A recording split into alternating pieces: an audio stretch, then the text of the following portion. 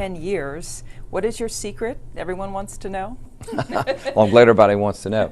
One thing that's important about what we do is that we tend to concentrate in the portfolios, the stocks that we own. So we only have about 20, 25 stocks, and what that means is we know those stocks very well.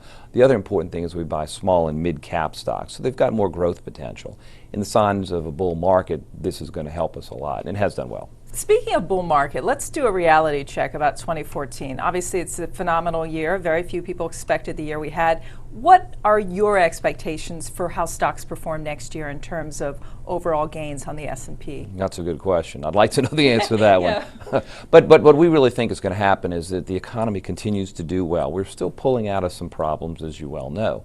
The important thing to keep in mind is that earnings should be continuing to increase. I think employment's going to go down, housing starts are going to go up. And remember, the consumer really drives 60, 70% of this economy. So if the consumer feels good, which we think he will or she will, then that'll drive the economy. So we see a lot of good stocks out there, irrespective of the fact that the market's been this strong. We think there's still a lot of room for growth.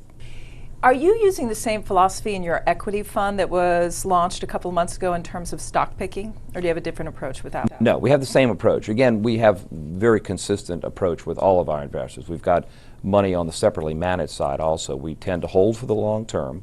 We tend to buy undiscovered stocks, and we tend to make sure that we know management well and know what these companies do, and try to avoid the losers as much as we can. Let me ask you about one of your holdings, 3D, the printing company. Now, I would argue this is a stock that's been discovered this year. It's had an incredible run. There's been a lot printed about 3D technology.